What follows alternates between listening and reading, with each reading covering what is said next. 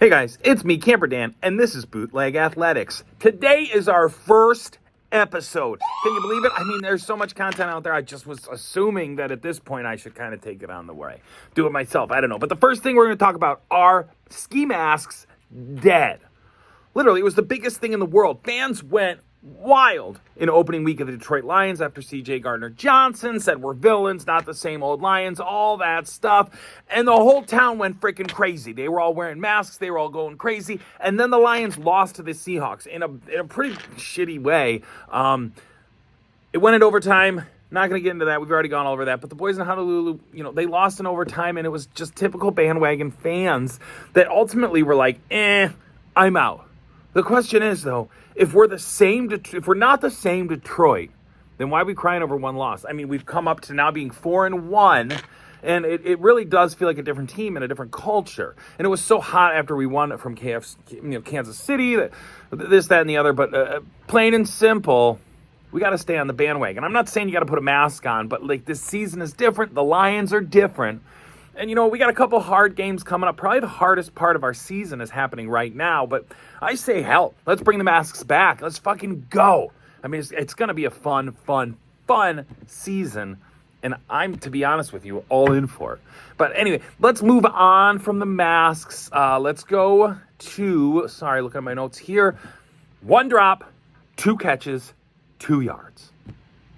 1 drop, 2 catches, 2 yards. 2 days before the Lions game on Sunday, Sports Illustrated said Jameson Williams was going to have 2 touchdowns. 2 touchdowns against the Carolina Panthers. What the actual? He had 2 yards and a drop and only 2 catches. 2 yards. That's all we got out of him. And I'm not like, here's the thing. I'm all in on Jameson. He's a sick running back. He's got a ton of tricks up his sleeve. And the guy he's had a couple tough breaks leading up to his first season with that BS suspension after his injury and the gambling. But 4 games is better than 6. It's going to take a minute to plug him in, which I'm okay with. We got a really, really good squad. We got Reynolds. We got, Khalif Raymond. We have St. Brown, David Montgomery. Like, these guys are legit. Plus, we're 4-1 without Jameson Williams, essentially. So I'm going to let this guy kind of ease in. And I honestly think, like, when we really need him further along in the season, we're going to see a lot. And it might not be life-changing this year, but, I mean, I see a playoff run, and I see him being pretty life-changing in that playoff run.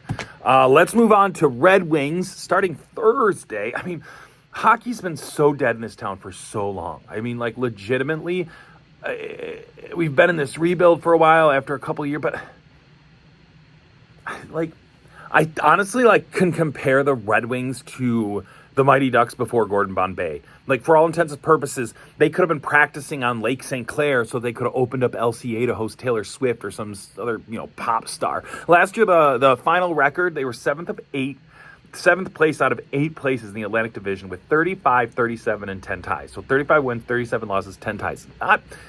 Almost 500, but I don't know if the playoffs are in the direct future.